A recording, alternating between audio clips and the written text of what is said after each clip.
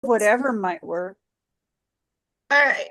So this is our Safe to Move Canine Conditioning Club. 30 minutes of working with our dogs, helping them to be more fit. So today we're going to do a very simple warm-up routine. It's one that I like, Belle really likes, so she may get into it.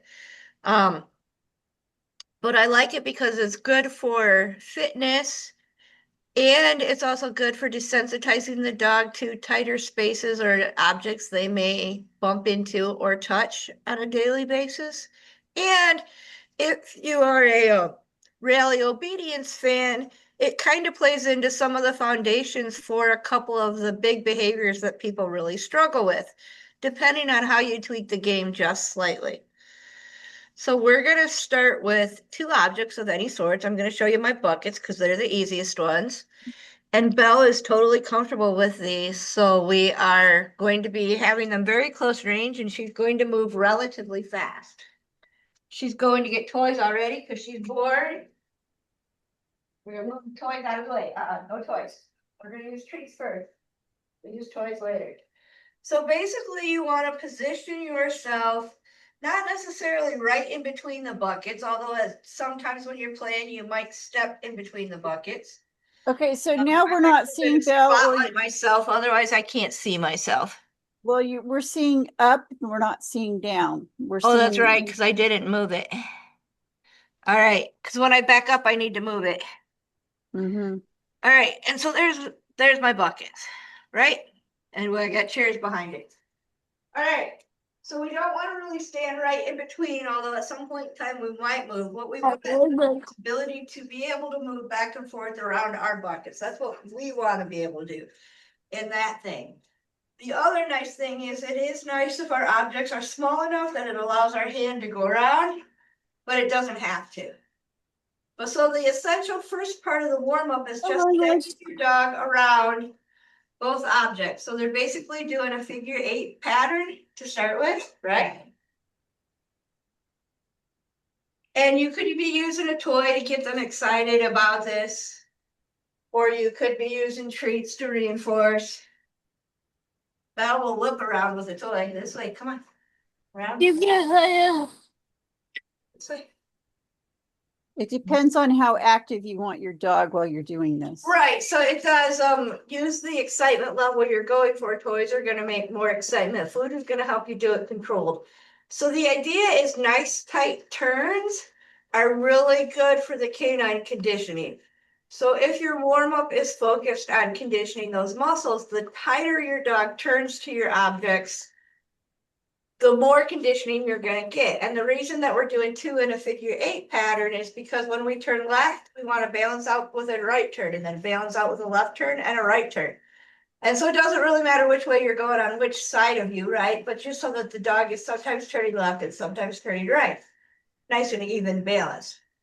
Now, if you want to add that, desensitization to it, you can start with your objects slightly further apart. Come here, Bob. Around. You can also add some bowling in there if you want to, where you're tossing the treats around, right?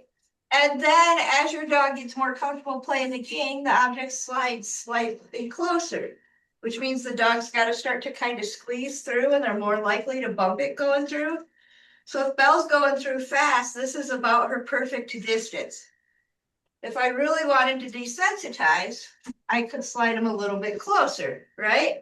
Now she's got to come like all the way out further around and turn in order to get it, right?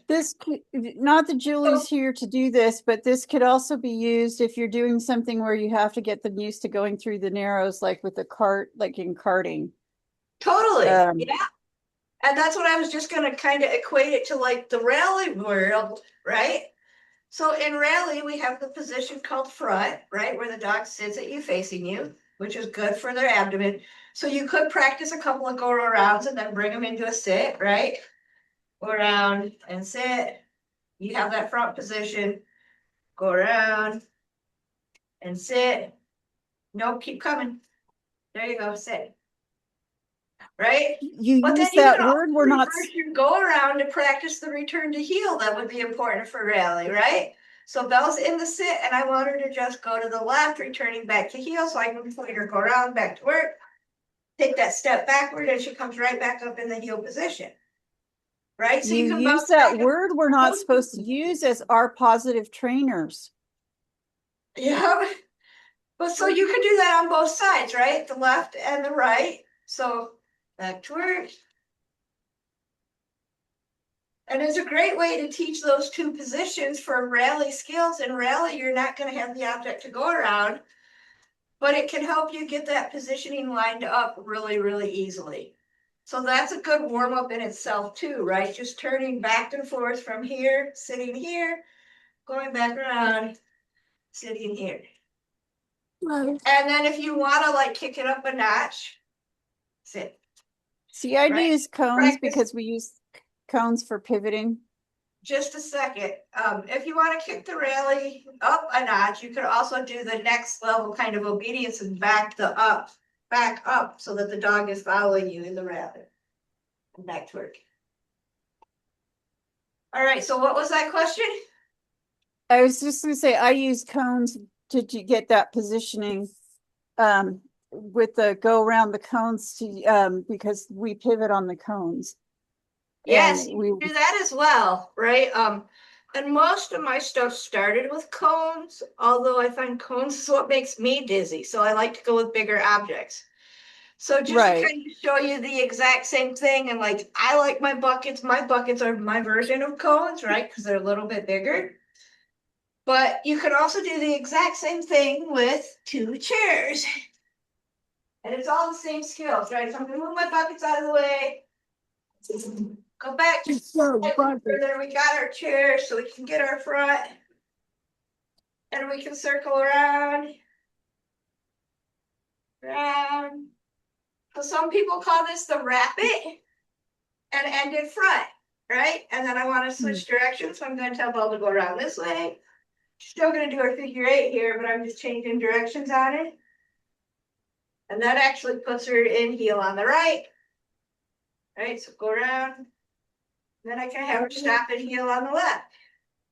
Mm-hmm. Right, so it helps teach the dog kind of those fine positions, but it's all great in that aspect of that rally world and also mixing with canine fitness.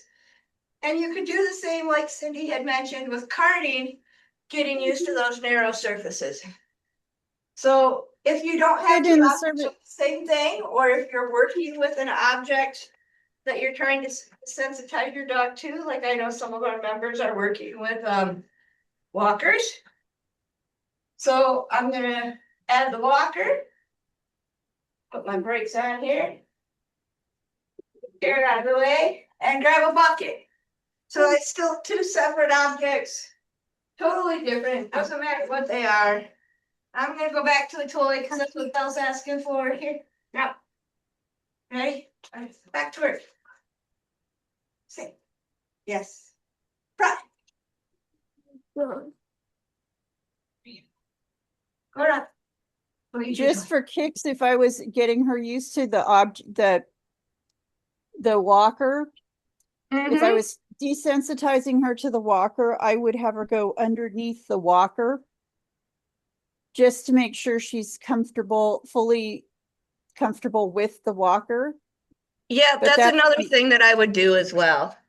I mean, that's just me because I'm weird that way. But Oh no, I would do that as well. Like Belle doesn't need desensitization to the walker, but if you that's are working on desensitization to the walker, this is a great game to play with it, along with other things right. too, like going between the walker and a wall or a couch, right? Walking in that Right. tight space, going under the walker. I Lots of have to different get ways to do cookies. it. I'm So for your listening. I have warm to get up cookies. routine, the main goal is wrap it of two objects, go around or wrap it of two objects. You can choose the two objects based on what your other goals are. You know, if you're working on karting, if you're working on rally obedience, if you're working on, you know, something else. I like this for my working dog teams because even though they're not doing formal rally competition obedience, they need the positions for just being able to navigate public places. So I'm going to go ahead and stop recording here.